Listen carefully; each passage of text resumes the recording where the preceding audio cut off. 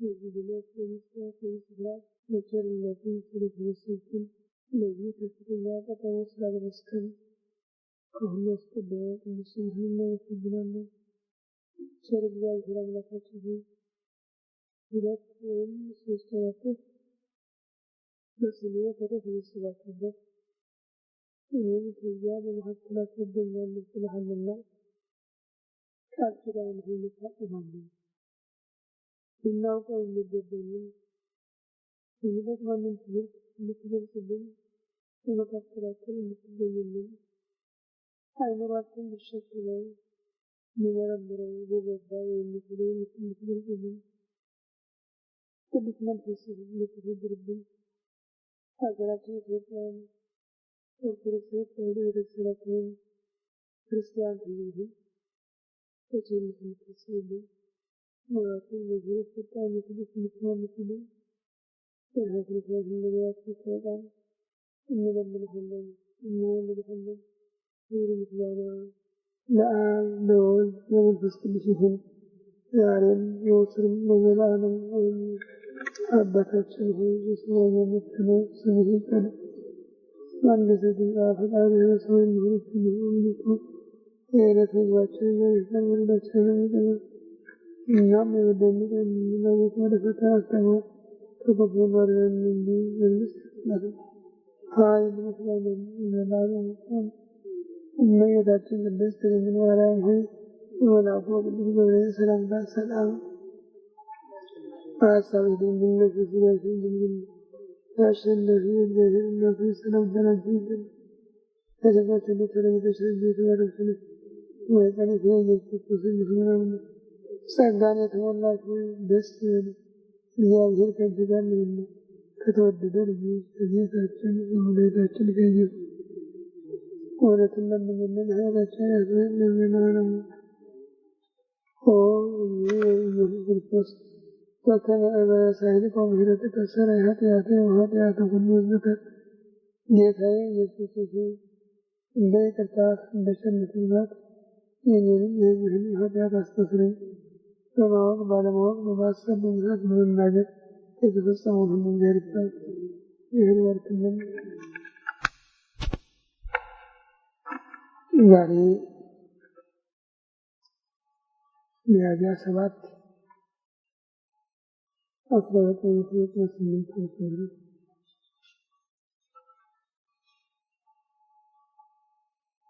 በቤተ ክርስቲያናችን ስርዓት መሰረት እንደ መምህራን እንደ መጽሐፍ ቅዱስ ትእዛዝ ከዛሬ ጀምሮ እስከ ዛሬ ሳምንት 8 ቀን ሰሙነ ሕማማት የሕማማት ሳምንት ብለን የምናከብረው ጊዜ ነው። ዋናው የጾም ቀን ትናንት በ40 ቀን ተፈጽሟል። 40 መዓልት 40 ሌሊት ጾሞ ሲጨርስ ጥሪው ኑ ተከተሉኝ የሚል ነው። ጠላት ግን ይሄ ጥሪ ከመሆኑ አስቀድሞ ታላላቅ ፈተናዎችን ለጌታ አቅርቦ ተሰብረውበታል። እነዚህም ሁልጊዜ የሰው ልጅ የሚጠመድባቸው አስቸጋሪ መንገዶች ናቸው። የመጀመሪያው ሆድ ነው። ሥጋ የለበሰውን ሁሉ የሚያሸንፍ ወፉን፣ አሞራውን፣ እንስሳውን፣ አውሬውን፣ ሰውን ሥጋ ደም የሆነ ሁሉ በዚህ ይታዘዛል፣ በዚህ ይገዛል፣ ለዚህ ይሸነፋል። ከዚህ የሚያመልጥ የለም።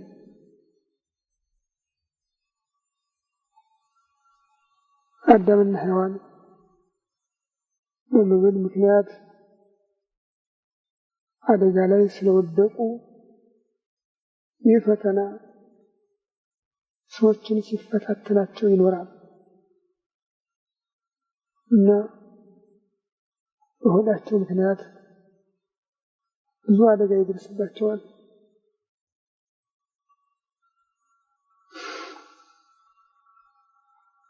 ለምሳሌ ኤሳው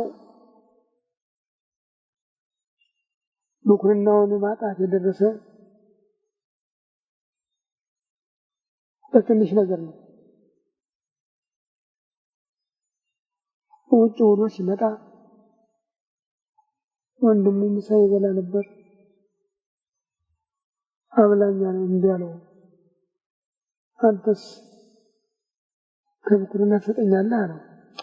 ይሄ ብኩርና መተው ያደርግልኛል ውሰደው በራው ከሞት በኋላ ምን ያደርግልኛል ብሎ እዛች ለትንሽ ነገር ብኩርናውን ሸጠ።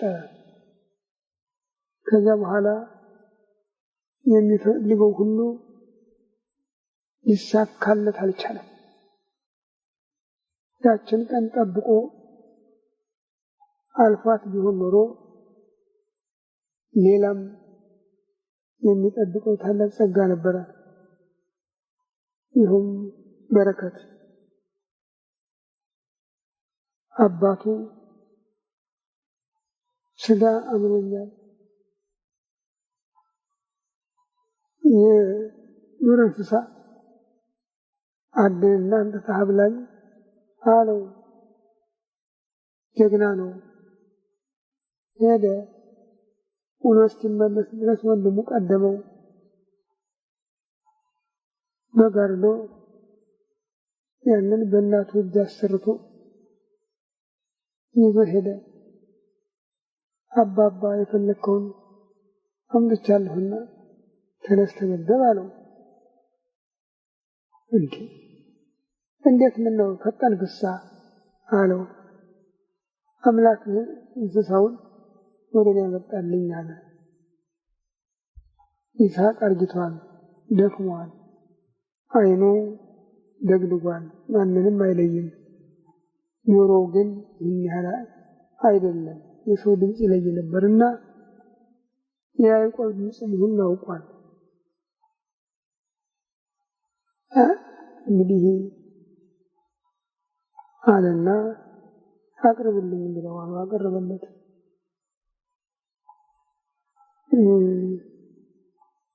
በላ ጠጣ። ናቅረብ ወደ እኔ ልሳምህ ልመርቅህ አለው። ቀረበ። ሲዳስሰው እናቱ የበጉን ጸጉር በሰውነቱ ላይ በደሙ እንትን ብለው ነበር፣ አጣብቃበት ነበር። ኤሳው ጸጉራም ነው፣ ያዕቆብ ግን ለስላሳ። አባቱ ጠርጥሯልና ዳሰሰው። ሲያገኘው ግን ያ ጸጉር ሆነ። እንዲያው ለነገሩ አካልህ ኤሳውን ቃልህ ግን ያዕቆብን ይመስላል። እንቸገሬ ሁላችንም ብቻ ብሎ ሙሉ በረከቱን ሰጠ። ያዕቆብ ነጥቆ በረረ። ኤሳው መጣ። አባባ የጠየቅከኝን አዘጋጅቻለሁና ተነስ ተመገብና መርቀኝ አለው። አይ ወንድምህ በተንኮል መጥቶ በረከትህን ወስዶታል እና አሁን ምን አገኝልሃለሁ አለው። በመሆኑ እንዲያውም ምርቃት አንዲት ብቻ ነበረች አለው። አይ ያንተ ጌታ አድርጌዋለሁ፣ ከዚህ በላይ እንግዲህ ምን ላድርገው? ይሆንም ወጥተህ ወርደህ ነግደህ በርደህ ብላ መረቀው ይላል። በዚህ ምክንያት ከወንድሙ ጋር ቂም እንደተጋዙ እስከ መጨረሻ ህይወታቸው ኖረዋል። እና ይህን ያመጣው ያቺ የአንድ ቀን ጉርሻ ናት፣ አንድ ቀን ሆድ። ለዚህ ነው ጌታ 40 መዓልት 40 ሌሊት ጾሞ ሲወጣ ሰይጣን እመሰ ወልደ እግዚአብሔር አንተ በልኬ ተመላንቷ የባን ህብስተ ይሁና፣ ለአንተ የእግዚአብሔር ልጅ ከሆንክ እነዚህ ድንጋዮች ዳቦ እንዲሆኑ እዘዝ አለው።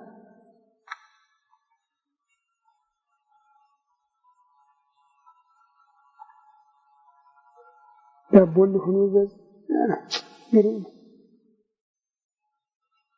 የሚገርመው ዳቦ ይዞ አልመጣም። ከሱ ቤት ምን የሚገኝ ነገር የለም፣ ሁሌም ድንጋይ ነው። አዳምንም በገነት አጠገብ ባየው ጊዜ ድንጋይ ነው የወረወረ። አቤልንም ወንዝ ባገኘው ጊዜ ድንጋይ ነው የወረወረ እንጂ በሱ እጅ ሁልጊዜም መልካም ነገር ገብቶ አያውቅምና ዛሬም እነዚህ ድንጋዮች ዳቦ እንዲሆኑ እዘዝ ነው ያለው። ምንም ፍጥረቱ ደካማ እውቀቱ ጠባብ ቢሆንም ተጠራጥሯል። የእግዚአብሔር ልጅ ከሆነ ማድረግ ይቻለዋል፣ ካልሆነ አይቻለውምና በዚህ አውቃለሁ ብሎ ነው ሀሳቡ። ከዚህ በቀር ደግሞ ከታዘዘ መልካም አንድ መንገድ ተራመድኩ ማለት ነው። ከዛ በኋላ ከእጅ አይወጣም ነው ሀሳቡ። ጌታ ግን አይ ሰው የሚድን እኮ በምግብ ብቻ አይደለም ከእግዚአብሔር አፍ በሚወጣ ቃል ነው ብሎ መንገዱን ሰበረው። ይህ ላይ ቆመ። ይሄ ነው ብዙ ቅዱሳን ጻድቃን ሰማዕታት ይህን እያሸነፉ ጾምን ስንቅ እያደረጉ የአንድ ቀን የሁለት ቀን የ20-30 ቀን ብቻ ሳይሆን የሙሉ ዕድሜ ጾም እያወጁ ራሳቸውን አሳልፈው እየሰጡ ራብን ድል እየነሱ ያለፉ በብዙ ጾም የተጋደሉ ይህ ሰው የሚድን በእንጀራ ብቻ አይደለም ከእግዚአብሔር አፍ በሚወጣው ቃል ነው ሲል ኃያል ቃል እግዚአብሔር በተናገረው ኃይል ነው። ይህን ኃይል ነው አበው የተጠቀሙበት። ሐዋርያው ቅዱስ ጳውሎስ በብዙ ጾም ይላል መላእክት ጾሜያለሁ ነው የሚል እና ጾም የነፍስን ቁስል እንድትፈውስ ኃይል ያገኘች በጌታ ስራና በቃሉ ነው። ይህ ካለ በኋላ ነው ተከተሉኝ ያለ። ያንን ልብላ የሚለውን ሆድ ውስጥ ያለውን ትል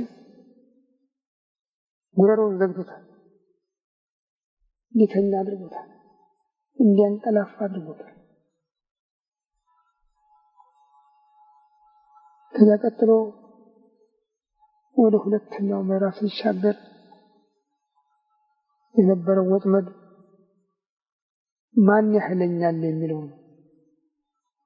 ማን ያህለኛል፣ ማን ይመስለኛል፣ ከኔ በቀር ማን አለ የሚለው ትዕቢት ነው። ይሄ ደግሞ አበው ሲናገሩ ከሌላው ይበልጥ በካህናት ይጸናል ይሉታል። በካህናት ይጸናል ይላሉ እና ስለዚህ የቤተ መቅደሱ ጉልላት ላይ ሄዶ ቆመ። በተርጉማን ሲያትቱ እኔ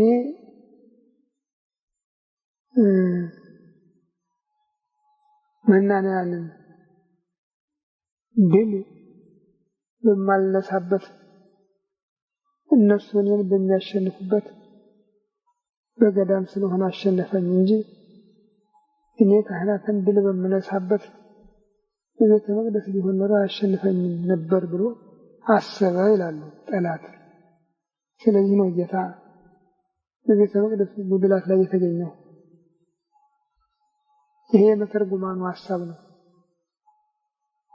የኔ ሐሳብ ግን ጌታ በቤተ መቅደስ ጉልላት ላይ የተገኘው ርዕሰ ቤተ ክርስቲያን ነውና ለምዕመናን ሁሉ የሚሰጠው ጸጋ ከሁሉ በላይ መሆኑን ከቤተ ክርስቲያን ውጭ የሚገኝ ነገር አለመኖሩን ሁሉ በቤተ ክርስቲያን የተጠቀለለ መሆኑን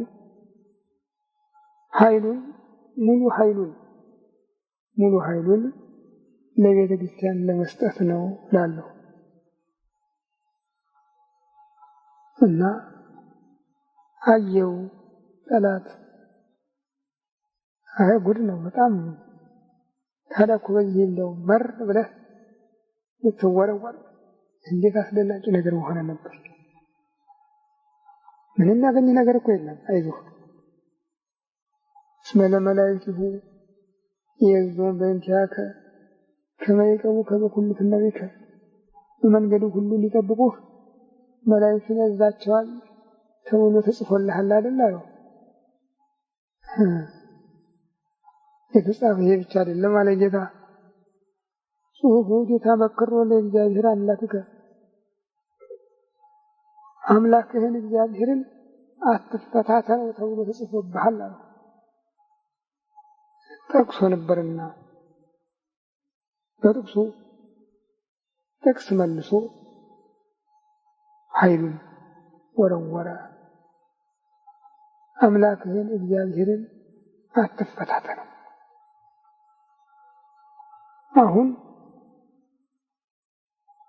የሰው ወይም የቤተ ክርስቲያን የጸጋ እድገት ከነበረበት ወደ ላቀ ደረጃ አደገ ማለት ነው።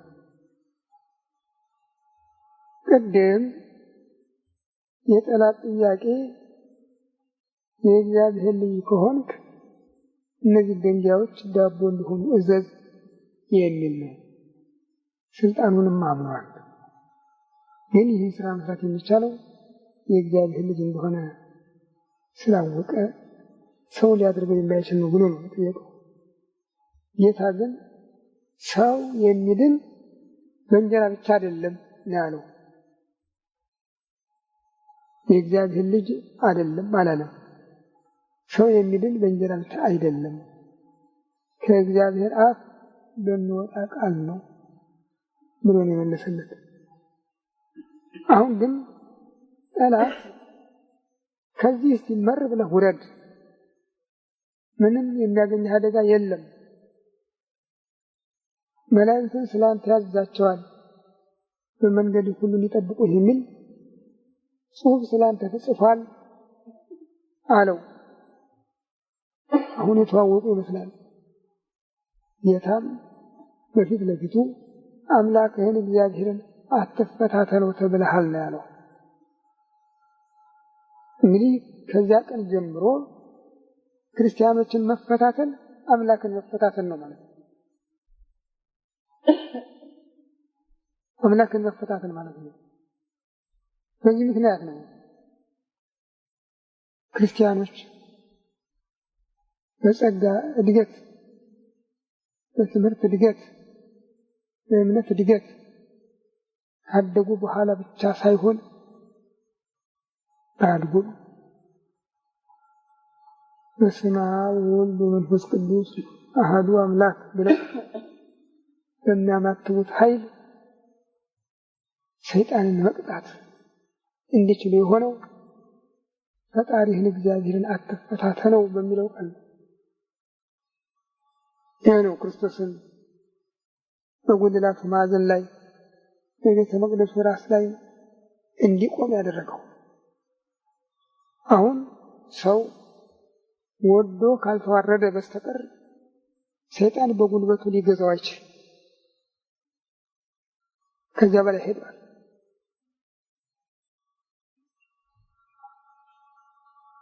ይህን ካደረገ በኋላ ወደ ሶስተኛው ምዕራፍ ሄደ።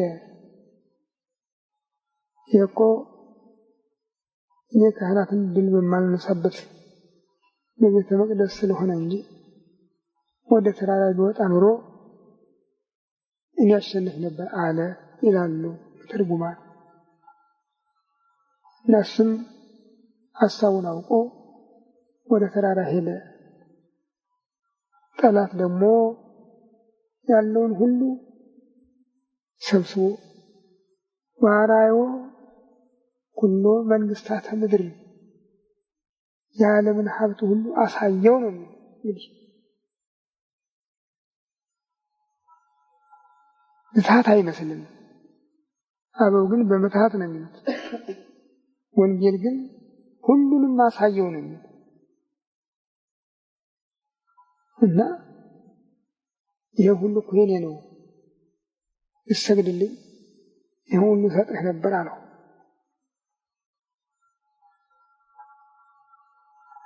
አንተ ሰይጣን ከኋላ ሂድ ነው ካጠገቤ ሂድ። ከዚህ በኋላ ጠፋ። ፈተናውን ጨረሰ፣ እሱም ወደቀ። ይሄ ደግሞ ከትዕቢት ቀጥሎ ገንዘብ። ትዕቢት ድሃም ባለጸጋም ቢሆን ሁሉ ይፈተንበታል። ገንዘብ ግን የያዘ ብቻ ይፈተንበታል።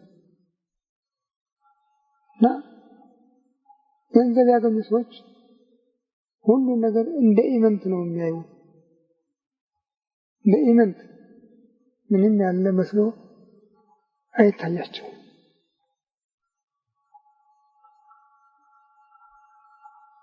እና ሀብቱን ሁሉ አሳይቶ ይህ ሁሉ የኔ ነው ብትሰግድልኝ ለአንተ እሰጥህ ነበረ ነው ያለው። እሱ ግን ሰይጣን ካጠገቤ ሂድ። አሁን ምዕመናን በሶስቱም አቅጣጫ የድል ኃይል ጨበጡ። ባለቤቱ አስረከባቸው። አሁን የሆድ ራስን የማምለክ የገንዘብ ባሮች ከመሆን ነፃ ወጡ። አሁን የሚኮሩበት ጉልበት ቢኖር የእግዚአብሔር መሆናቸው ብቻ ሆነ። ሁሉ አላፊ ነው። ጉልበት ይቀራል፣ ራስን መውደድ ይቀራል፣ ገንዘብም ይቀራል። እግዚአብሔር ግን የዘላለም ሀብት ነው። ይሄ ክርስቲያኖች የሆኑትን ሁሉ እውነተኞችን ክርስቲያን ገዛቸው እና ጀግኖች ትጥቃቸውን እየፈቱ ለነገሥታቱ እየወረወሩ እየጣሉ መግደል ሲቻላቸው መምታት ሲቻላቸው እጃቸውን አሳልፈው እየሰጡ የእግር እንግልት እየታሰሩ ወደ እሳት ገቡ፣ ወደ ሰይፍ ገቡ። እነ ቴዎድሮስ እነ መርቆሬዎስ ጀግኖች የነበሩት። ቴዎድሮስ መጣ ሲባል ሁሉ ይንቀጠቀጥ ነበር ይባላል። ግን እግዚአብሔር አንድ ሰዓት ለዲዮቅልጥያኖስ አሳልፎ ሰጥቷል ብሎ መልአክ ሲነግረው ከዚያ በኋላ አልተከራከረም።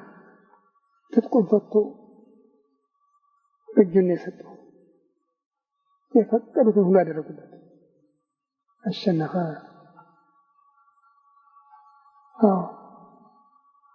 ብዙ ሀብት ያላቸው ሀብታቸውን ለነዳያን ሰጥተው እነሱ ወደ ሰማዕትነት። ቅዱስ ጊዮርጊስ አባቶች የሰበሰቡለትን ሀብት ሁሉ ይዞ ከነገሥታቱ ጋር ተዋውሎ ከመኳንንቱ ጋር ተስማምቶ የአባቱን ግዛት ተቀብሎ ሊመለስ ነበር ይሄደ። ነገሩ ተለውጦ ሲያገኘው ግን ያን ለነሱ በመርከብ ጭኖ የወሰደውን ገንዘብ ለነዳያን መጽቶ ባሮቹን ነፃ አውጥቶ እሱ ግን ለእሳት ለስለት ራሱን አሳልፎ ሰጠ። 7 ዓመት የአንድ ቀን ቁንጫ ያስቸግራል። እንኳን የ7 ዓመት መከራ ያለ ርኅራኄ የሰውን ጭካኔ ታውቁታላችሁ፣ ምን ያህል ጨካኝ እንደሆነ። በሌላው ላይ የሚያደርገው ነገር ሁሉ የሚያመው የሚሰማው አይመስለውም እና እዚህ አይነት 7 ዓመት 3 ጊዜ ሞቶ ተነስቷል። 4ኛው ነው የሌላ ክፍል ተቀብሎ ስራ ያቆመ። እንግዲህ ሀብት፣ ሹመት፣ ጌትነት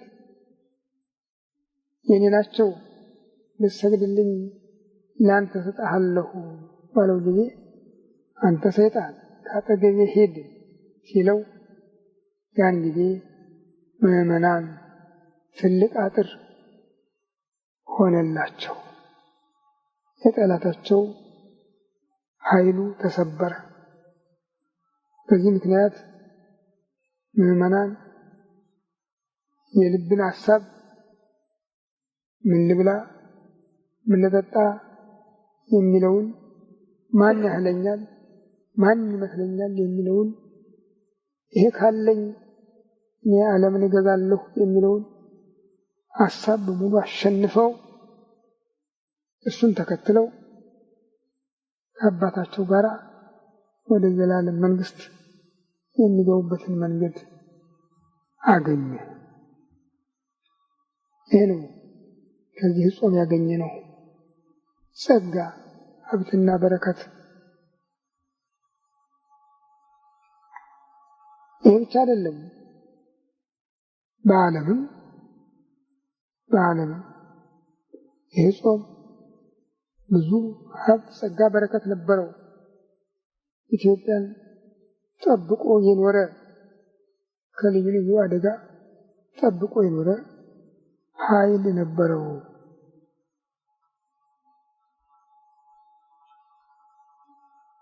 ይገርማችኋል፣ እንዲያው አንዳንዶቹን ለመጥቀስ ያህል ላንሳቸውና አፄ ምኒልክ በአድዋ ላይ ጠላትን ድል የነሱ የዘወረደ እሑድ ነው። የካቲት 23 የዘወረደ እሑድ ነው። እዚህ መናገሻ ቅዱስ ጊዮርጊስ ቤተክርስቲያን ጾመ ድጓ ተቆሞ ቅኔ የተቀኘው ባለመወድስ እንደ ትንቢት ያለ ቃል ደረቅ ቃል የተናገረው ቡሩክትሂ ገነተ ጽጌ እስመ ውእቱ ቡሩክ በስመ ምኒልክ ቀዳማዊ ዘይመጽእ ምኒልክ ወሎቱ ሶርያ ተሰግድ ወታስተበርክ በጽባሕ እስመ አይረገ ሙስና ሮሚ መስዋዕተ ሰርክ። ሌሊት ነው ጦርነት ሳይጀመር ንጉሥ ርከው ነው የተናገረው። ይህን መንፈስ ቅዱስ በአንደበቱ ሌላ ኃይል ወረወረ። ገነተ ጽጌ ቡሩክት ናት፣ በቀዳማዊ ምኒልክ የሚመጣው ምኒልክ ቡሩክ ነውና ለሱም ሶርያ ብሎ ዓለምን እጅ ትነሳለች፣ ታጎነብሳለች፣ ታጎበድዳለች። የሮምን ጥፋት የሰርክ መስዋዕት በማለዳ ሰርጓልና አለ። በጽባሕ እስመ አይረገ ጦርነቱ ጠዋት ተጀመረ፣ በ3 ሰዓት አለቀ። እንዲህ የሆነው እነዚያ አበው ታጥቀው ይጠብቁት ስለነበረ ነው። በአፄ ኃይለ ሥላሴ ዘመን ግን 2 ጊዜ ችግር የተፈጠረ በዚህ ጾም ነው። በፋሽስት ጊዜም ጠላት አሸንፎ የገባ የካቲት 21 ቀን ነው። አሁንም የመጨረሻ ጊዜ ይህ ዘውድ ሊወድቅ በተቀረበበት ሰዓት ያ ልዩ ብጥብጥ የተጀመረው የካቲት 21 ቀን ነው። በዐቢይ ጾም ውስጥ እንግዲህ ጠቡ ከእመቤታችን ቃል ኪዳንና ከጾም ጋር የተያያዘ መሆኑን የሚያሳየን። ለምን?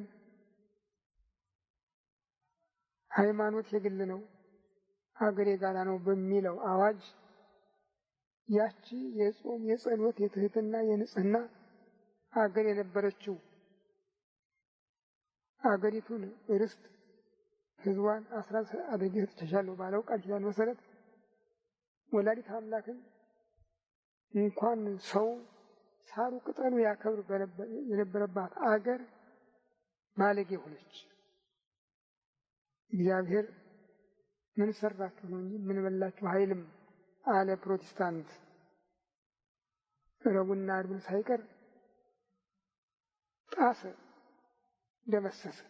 የአምላክን እናት ከእናቱ ከሚስቱ ከእህቱ ከልጁ በታች አድርጎ ተመለከተ። ናቃት፣ ተጸየፋት። እነዚያ የክርስቲያን ልጆች ባለጌዎች ሆኑ፣ ሕገወጥ ሆኑ። እንዲያም ሆኖ የቤተ ክርስቲያኒቱ የክብር ተካፋዮች ሆኑ። እስላም፣ ካቶሊክ የክብር ተካፋይ ሆነ። ብዙ ሰዎች አቤት አሉ፣ ሰሚ አላገኙም። የንጉሠ ነገሥቱ ሐሳብ ሁሉም እስላሙም፣ ካቶሊኩም፣ ፕሮቴስታንቱም ባለቤት ከሆነ ከዚህ በፊት በጣሊያን፣ በእንግሊዝ፣ በቱርክ የተጫረው ጦርነት ሁለተኛ አይነሳም፣ ኢትዮጵያ ዘላለም የሰላም ሀገር ትሆናለች የሚል ሐሳብ ነበራቸው። የእግዚአብሔር ሐሳብ ግን ይህ አይደለም። የእግዚአብሔር ሐሳብ ይህ አይደለም እና ብዙ አበው በጉዳዩ እመቤታችን አዝናበታለች፣ ስራው ሁሉ ጥሩ አይደለምና አዋጁ በአዋጅ መለስ እያሉ ብዙ ተናግረው ነበር። ሰሚ ሳያገኙ ቀሩና በመጀመሪያ በ28 ዓመተ ምህረት ታየ። ከዚያም ወዲህ ያ መቀጣጫ መሆኑ ቀርቶ እንደገና ፊት ለፊት ስለተገባበት ይህን የመሰለ መውጫ የሌለው ድቅድቅ ጨለማ በላያችን ወደቀ። የዚያ ጊዜ ካህናት ቢናገሩ ኖሮ፣ ጳጳሳት ቢናገሩ ኖሮ፣ ቢቃወሙ ኖሮ ሲሆን ይቋረጥ ነበር። ቢታጣ እንኳን እግዚአብሔርም ጉዳዩን ይቆጥረው ይቀበለው ነበር። ግን ማንም የተናገረ የለም። መልካም አለ። ቅድስት ሥላሴ እንዲያውም የጋራ ቤተክርስቲያን እንደመሆን ያህል ነው የነበረው በነበሩት አስተዳዳሪዎች አማካይነት እና የአዲስ እቅድ የአዲስ ቤተክርስቲያን ንድፍ ማዘጋጃ ነበር የሆነው። ቅዳሴው በፒያኖ፣ መዝሙሩ በፒያኖ እንዲሆን ነበረ ጥረቱ ሁሉ። ሴቶች የዲቁና ማዕረግ በንጉሠ ነገሥት እጅ የተሾሙበት ነበረ። አስተዳዳሪው ሊቀ ሊቃውንት ንጉሠ ነገሥት ነው ያሉ ንግግራቸው ሲገፍቱ። ሊቀ ሊቃውንት ንጉሠ ነገሥት፣ ሊቀ ጳጳሳት አላሏቸውም እንጂ ሊቀ ሊቃውንት ንጉሠ ነገሥት ነው ያሏቸው። ሐዋርያት እነ ቅዱስ ጳውሎስ ሴቶች በአደባባይ አያስተምሩ ሲሉ የያዙትን ትእዛዝ ተላልፈው እዚያ ሲገቡ የሐዋርያትን ትእዛዝ ለመሻር የበቃ ሊቀ ሊቃውንት ነው አሉ እና ህዝቡ ደናግል እዚያ ቦታ ተሰየመውበት ነበረ። የዛሬን አያድርገው እንጂ መንበረ ጸባዖት ቅድስት ሥላሴ በኢትዮጵያ አብያተ ክርስቲያናት ሁሉ ምንም ሁሉም መንበረ እግዚአብሔር ቢሆኑም ደብር ገዳም ተብለው በነገስታቱ ሲሰየሙ አንዳንድ ስም ያበጃሉ እና ይህንን ቤተክርስቲያን አፄ ምኒልክ መንበረ ጸባዖት ብለው ነው የሰየሙት። ትልቅ ስያሜ ነው። ትልቅ ስያሜ ነው። ይሄ የሁሉም ቤተክርስቲያን ስም ነው። ያሸናፊው የእግዚአብሔር መንበር ነው እና ይህ ቀርቶ የቅድስት ሥላሴ ካቴድራል ነው የተባለ። ይሄ ቀርቶ የቅድስት ሥላሴ ካቴድራል ይሄው ከዚያ ጊዜ ጀምሮ ቤተክርስቲያን ሁሉ ካቴድራል እየተባለ ነው። ዛሬ ካቴድራል የሚል ስም ተወርሶ ዛሬም እየተሰራበት ነው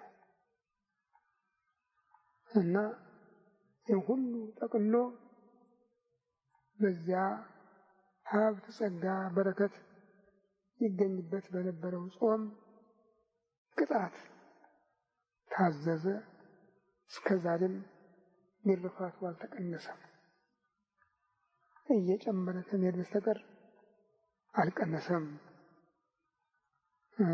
ችግሩም እየጨመረ ነው የሄደው። ትዕቢቱም እየጨመረ ነው የሄደው። ዛሬ እስላም፣ ፕሮቴስታንት፣ ካቶሊክ፣ ኦርቶዶክስ በመገናኛ ቀርበው ህዝቡን በአንድ ቃል እንኳን አደረሳቸው የሚልበት ቀን የደረስ ነው። እኔ በእውነት የሚጠይቅልኝ ሰው አጣሁ እንጂ ሁሉንም በምን ተስማማችሁ የሚል ጥያቄ ነበረኝ። በምን ተስማማችሁ? ጾም አያገናኛቸውም፣ በዓል አያገናኛቸውም። እንግዲህ ፕሮቴስታንት ጾም የሚባል ነገር የለውም እንኳን ፈታላችሁ የሚል ለማንን ነው? ካቶሊክም የራሱ የቁጥር ልዩነት አለው። ማንን ነው እንኳን አደረሳችሁ የሚል? በበዓል አከባበር ተባብረን አናውቅም። ጥሩነቱ ካቶሊክ እሱን የሚመቸው ከሆነ የፈለገው ይደረጋል። አሁን ነው ያመጡት እንጂ ድሮ የሆሳዕና ዕለት ነበር የነሱ በዓላቸውን የሚያከብሩ። በቅርብ ቀን እንኳን በጃንሆይ ዘመን በዓለ ትንሣኤን የሚያከብሩ የሆሳዕና ዕለት ነበር። እኛ ከዚያ በኋላ ነበር የምናከብረው። አሁን ግን አንድ ላይ ሆነ። እስላም በበዓል የምንገናኝበት ነገር የለም። ነገር ግን ለዘመን መለወጫ እሱም ቀርቦ እንኳን አደረሳችሁ ይላል። ይሄ ሁሉ ክህደት ነው እና እግዚአብሔርን ስለ ካድን ነው ይኸው እሳት ምድጃ ላይ ተቀምጠን አቤት አቤት እንላለን። እንኳን ጨርሶ የሚያጠፋ ያንን እሳት በረድ የሚያደርገው የሚረጭ ውሃ እንኳን አልተገኘም። ጠበሉ በየቤተክርስቲያኑ ነው፣ በየመንደሩ ነው። ይረጫል፣ ይፈሳል። ጥምቀቱ ጉድ ነው። ሰይጣን ይለፈልፋል። ለቀቁ፣ ወጣሁ፣ ተቃጠልኩ ይላል። መለስ ሲል ግን እዚያው ነው። ንቅንቅ የለም። ቲያትር ይጫወታል።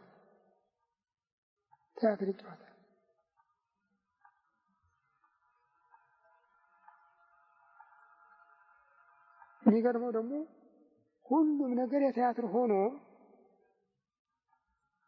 ሁሉም አጥማቂዎችን ይህን ስርዓት ያቋቋሙት የአድባራት አለቆችም በታሪክ እንዲመዘገብላቸው ይፈልጋሉ።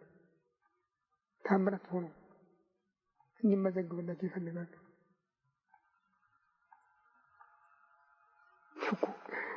ድሮ ወፎ ሚካኤል፣ ወፎ ገብርኤል የሚባል ባለዛሮች የሚጠቀሙበት ቋንቋ ነበር በዚህ ሀገሬ አልሰማሁም። በዚህ ሀገር ነው የሰማሁት። አሁን እዚህ አማኑኤል አጠገብ ነበር አንድ እሸቴ የሚባል እና ለምን ያሰግደው ነበር። ቀጨኔ መድኃኔዓለም ጅፋሬ የምትባል ነበረች። ጉደኞች እንዴት ያሉ ከባድ ቃል የሚናገሩ የነበሩ እና እነሱ ነበሩበት። አሁን እንጦጦ ማርያም አጠገብ የቅዱስ ሚካኤል ጸበል ፈለቀ ተብሎ እንዲያው ማንንም አያስቀርብም፣ ራሱ ነው ሰዎችን የሚያጠምቃቸው። ሚካኤል ራሱ እየተባለ ሲጀመር ይደነቅ ነበር። አሁን ግን እያደር ሲመጣ ማን ነው ባለ ወንበሩ? ሰይጣን። ይገርማችኋል። ከዚህ በፊት ምናልባት አንስቼላችሁ ይሆናል። አንዲት ሴት እቴን ላስጠምቅ ሄጄ እዚያ ነው ያለው ብላኝ ነበር ባለፈው ዓመት እና መታ የተናገረው ሁሉ በካሴት ቀርጬ አስቀምጬዋለሁኝ። ግን ለዛሬ ወረስቼው ስለመጣሁ ሀሳቡን ብቻ ልንገርህ፣ ንጉሡን እንድትፈታ ብሏል አለች። ማን ያለሽ አልኳት። ያ ሲለፈልፍ እንዲህ ብሏል፣ እኔ ከሁሉ በዓለም ካሉት አጋንንት ሁሉ የበላዩ ንጉሡ ነኝ ብሏል። ይህንን ማን አለኝ አለ። ይህን እኮ እሱ አዘኝም አልኳት። እግዚአብሔር አዞኛል ነው ያለ እኮ የእግዚአብሔር ቃል ነው አለች። ታዲያ ለጋኔን እኔ አልቀርበውም? ይልቅ ከጋኔንማ ለእግዚአብሔር እኔ አልቀርበውም? እንዴት ተብሎ ነው እሱ ያዘኝ? እመቤታችንም ሚካኤልም እኮ ለሰው ነገር ታዲያ ሚካኤልና እመቤታችን የእሱ ተላላኪዎች አይደሉም? እና አትድከሚ፣ ሁለተኛ አትምጪ ብዬ ሰደድኳት። ትናንት ሐሙስ ዕለት መጣች። አዳምና ሔዋን ሱባኤ በገቡ ጊዜ በ39ኛ ቀናቸው ፈተናቸው የሚል ቃል ነው። እዛ ታሪክ አይችልም። ልክ በ39 ቀኑ ሐሙስ መጣች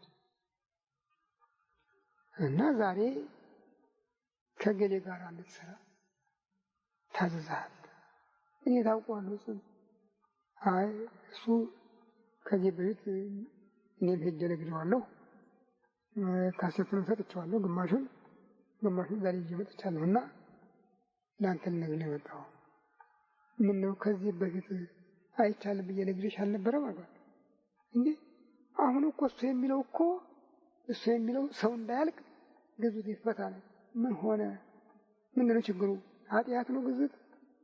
ኃጢአት አይደለም እኮ ሰውን የሚያጠፋው ኃጢአት ነው እና እሱን አልቀበልም ብዬሻለሁ። ከዚህ በፊትም ይመጣል እኮ ጳጳሱ ይመጣል። ከየት? ከጫካ የሚመጣ ጳጳስ የለም። ከጫካ የሚመጣ ሽፍታ ብቻ ነው። ከጫካ የሚመጣ ጳጳስ የለም። ከጫካ የሚመጣ ንጉሥ የለም። እንዴት እናባከሌ እነሱ የሚባሉ አላውቅም እና አታዘዘኝም በይ አታዘዘኝም። ባይሆን ካሴቱን ትቼልህ ልሂድና አዳምጠው። እኔ እሱን የምሰማበት ጊዜ የለኝም፣ እሱን የማዳምጥበት ጊዜ የለኝም። የዘሽ ጊዜ ጓዟን አስጠቅዬ ሰደድኳት። ሁለተኛም እንዳትመጪ እና ይሁት ያንን ቦታ ለወጡት ማለት ነው። ለወጡት። ሚካኤል የተናገረው ተናጋሪው ለሕዝቡ የሚያደርሰው ሰይጣኑ ነው። ለሱ ግን ነገረው የሚባለው ሚካኤል ነው። እንዲህ ያለ ነገር ሰው ራሱ ክፉ ነው። የተሰጠውን ጸጋ ይለውጠዋል፣ ያበላሸዋል። እና ይሄ ችግር ከዚያ ቀን ጊዜ ጀምሮ እያደገ የመጣ የሰይጣን ፈተና ነው። አሁን ሕዝቡ የሚይዘው የሚጨብጠው አጥቶ ብትንትን ብሎ ትልቅ ውድቀት ውስጥ ነው የሚገኘው። አይዞህ የሚለው ሰው አላገኘም። በመንፈሳዊውም በስጋዊውም ሁሉም ራሳቸውን የሚሰብኩ ከበረሃ መጣን ይላሉ፣ መብቃታቸውን ብቻ ነው የሚናገሩ። ከዚህ መጣን ይላሉ፣ ማደጋቸውን እድገታቸውን ብቻ ነው የሚናገሩ። አንዳንዶቹ እንደውም ልነግስ መተናል ይላሉ፣ አንዳንዶቹ ልንጦጥስ መተናል ነው። እንዲያለ ችግር ነው ያለ። አሁን በዚህ በየር በኩል ደግሞ ጽላት እናወጣለን የሚል ድካም እሰማለሁ። መስከረም ጀምሮ ከጥቅምት ጀምሮ እና አሁን ቤተክርስቲያን እየተሰራ ነው አሉ። መልእክተኛው ማነው? እስላም ታዝዣለሁ የእግዚአብሔር መልአክ አጠገቤ ቆሞ እያዘኝ ነው እያለ የሚቀሰቅሰው ሰው እንግዲህ የእግዚአብሔር መልአክ ከክርስቲያን ይልቅ ለሰይጣን ለእስላም ቀረበ ማለት ነው። እዚህ ባለው መሰራችሁበት አልኳቸው ነው። እዚህ ያለው ጽላት በተጠቀማችሁበት ካልተቀበረ አይሰራም ያላችሁ አለ ነው። ካልተቀበረ አይሰራም ያለ ማን ነው? እና ያስ የሚወጣው እዚህ ያለው ማንነትና ትልቅ ያደረገው እንዴት ማን ቆፍሮ አላችሁ? በደረቅ የተቀመጠው ሰው ሻይልም ታዲያ አሁንም እዚያው ነው። ቀን ይወጣልና ይላል። እዚህ ያለው ሳታከብሩት እዚያም ያለው እዚህም ያለው አንድ ነው። ያ በችግር ጊዜ አበው የሚያሹበት አጥተው ያስቀምጡበት ነው እንጂ እዚህ ካለው ነው ወደዚያ ሄደ እንጂ ከዚያ ወደዚህ የመጣ የለም። ምንም የሚሰማ የለም። መንግስት የራሱን ተጠባባቂ አስቀምጦ ይከታተላል ውጤቱን። ምናልባት ገንዘብ ይኖራል ብሎ ያስባል። ገንዘቡም ባይኖር ዋሻው ከተገኘ ራሱ ለቱሪዝም አንድ መሳቢያ ይሆናል። አሁን ድሮ ክርስቲያኑ ነበረ እንዲህ አይነት መታሰቢያ ያለው የቱሪዝም መሳቢያ ያለው ክርስቲያኑ ነበር። አሁን እስላሞችን ሳይቀር በባሌ በዚህ በኦሮሞ ሀገር ድሬ ሸክ የሚሉት የሶፍ ዑመር ዋሻ የሚሉት እያበጁ ነው። የእስላም የድሮ ገዳም እስላም አድርጎት አያውቅም። ዋሻ ገብቶ መጸለይ አይሞክረውም። እንደው እስላም ትልቅነቱ አንዷን ቆንጆ በዚህ አንዷን ቆንጆ በዚህ አድርጎ ከአንዷ ወደ አንዱ የተገላበጠ ከመጸለይ በስተቀር ዋሻ ገብቶ ጸለይ አያውቅም፣ አይሞክረውም። ይሄን የሱ ደግነት። አሁን ግን እነሱ ምን አበጁ? ዋሻ ውስጥ ሶፍ ዑመር ዋሻ የሚለው አብጅተው ያ የሸሁ ቦታ ነበር እያሉ ይሰብካሉ። አሁን የትልቅ ክብር እየተደረገለት ነው። በትልቅ መልክ እየተዘጋጀ ነው።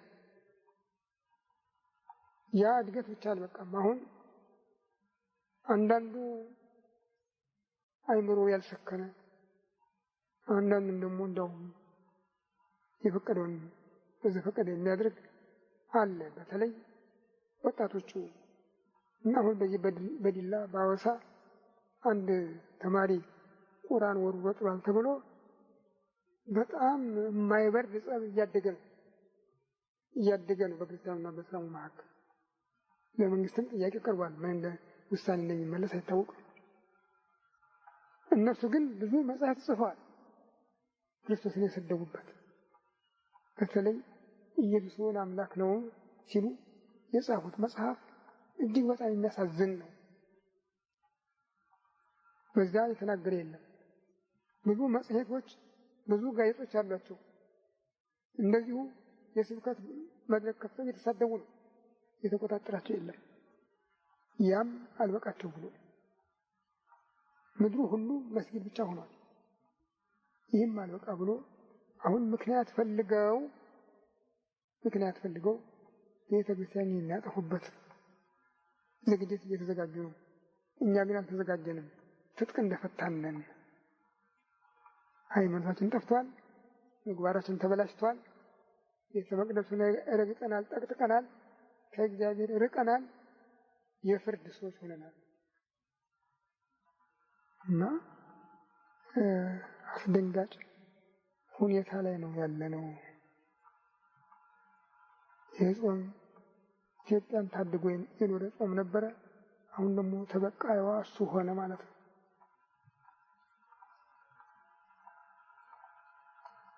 በጣም ያሳዝናል። እንዴት አድርገን እንደምንከላከለው ማለት ነው። ምን የሚያሳዝነኝ የከተማው ብቻ አይደለም፣ የውጭዎቹ መተባበራቸው የሚያሳዝነኝ። የውጭዎቹ ከከተማ ውጭ ያሉት አድባራት ገዳማት አንዱ እንኳን መለስ ቀለስ ብሎ ራሱን የሚታዘብ የለም። ገንዘብ ብቻ የሚጠይቀው ነው። ገንዘብ ቤተክርስቲያን አወዳደቋ እየከፋ ነው የሄደው። የኢትዮጵያ መወለድ እየከፋ ነው ሄደው። አላሙዲን ኢትዮጵያን መሬት በሙሉ ገዝቶ ሊጨርስ ያሰበ ነው የሚመስለው።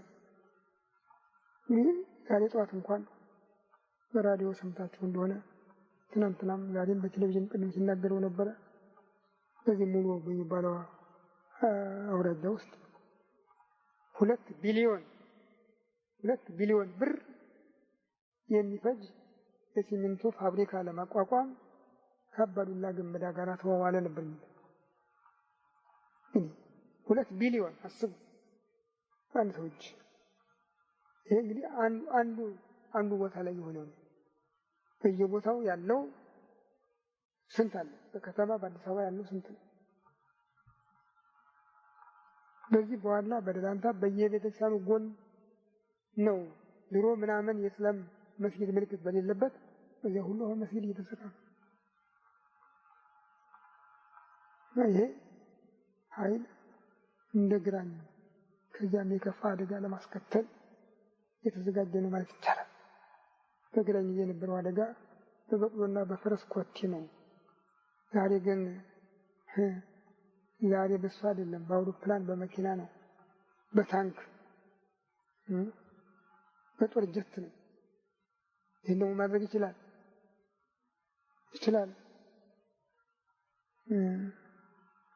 ስሙ ጠቅላይ ሚኒስትር መባል ቀርቶት እንደሆነ ነው እንጂ በስልጣኑ በዝብዞ የገባ ሰው ነው። አሁንማ እንደውም ዶክተር እየተባለ ነው። ይሄ ዶክተር የሚሉት ስም እንዴት እንደሆነ አላውቅም።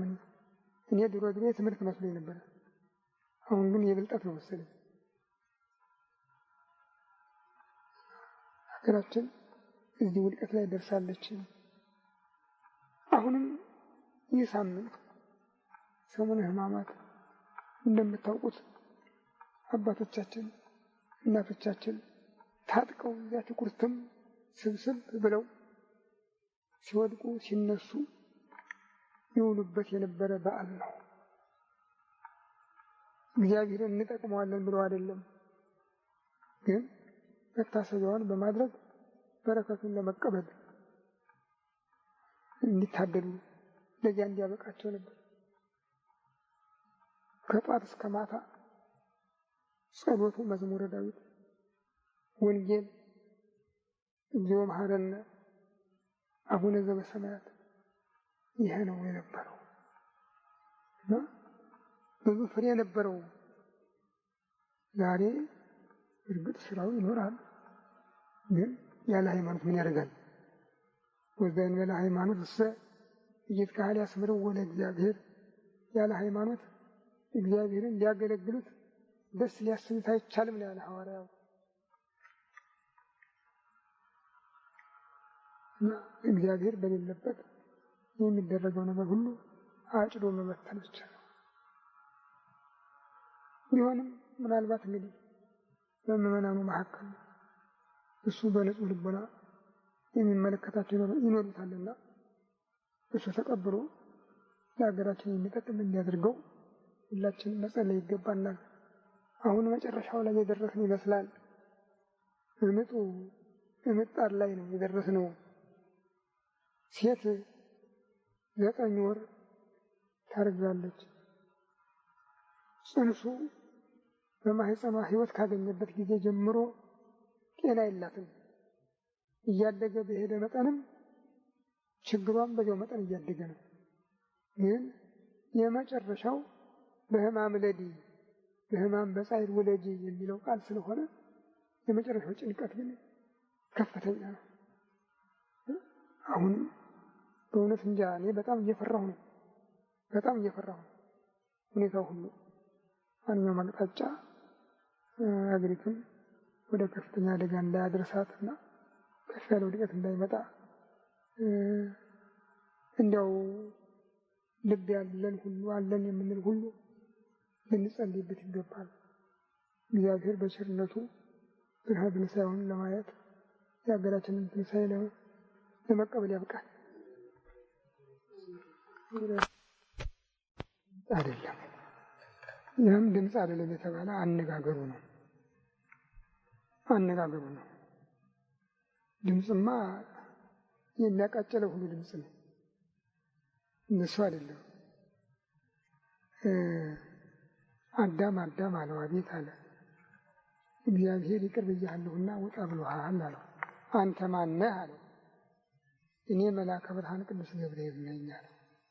ከዚህ በፊት የፍጡር ቃል ሰምቼ ተጎድቻለሁና ከእንግዲህ ወዲህ እሱ ካልነገረኝ አልወጣም አለ። የድምፅ ሳይሆን የፍሬ ነገር ነው ማለት ነው። ፍሬ ነገሩ ነው እና የድምፅ አይደለም። የያዕቆብና የኤሳው ደግሞ አይነ ስውር ስለሆነ ነው። ሰውየው አርጅቶ አይኑ ጠፍቷል እና በአይኑ የሚያውቃቸው ልጆቹ አታለሉት። ትንሹ የትልቁን ለመውሰድ ሲመጣ እኔ ኤሳው ነኝ ነው ያለው። በድምፅ ግን አውቆታል፣ ያሳደገው ነውና እና አሁንም የድምፅ ሳይሆን የፍሬ ነገር ነው ዋናው ማለት ነው። የድምፅም ቢሆን የእግዚአብሔር ድምፅና የሰይጣን ድምፅ የተለያዩ ናቸው። የእግዚአብሔር ድምፅ እኮ ከልቡና ነው የሚነሳ፣ ከውጭ አይደለም ይመጣ፣ ከልብ ነው የሚቀሰቅስ። የእውቀት ጉዳይ አይደለም፣ የአይን ጉዳይ እኮ ነው። የእውቀት ጉዳይ ሳይሆን የአይን ጉዳይ ነው። አይደለሁም ብትለኝ ምን አደርጋለሁ? አሁን ገብረ ማርያም ነኝ ስላልከኝ የተቀበልኩ። አይደለሁም ብትለኝ ምን አደርጋለሁ? ወይም ሌላ ሰው ውሸቱን እኮ ነው ቢለኝ ምን አደርጋለሁ? የእውቀት ጉዳይ ሳይሆን የመስማት የጆሮ ኃይል ነው። እያወቅሁት የሚጠፋኝ ሰው አለ ደግሞ አለ አይደለም። አንተ ማን ነህ እየጠየቀ የለ እና እንደገና እኔ እኮ ሌላ መሰልከኝ እኮ እላለሁ።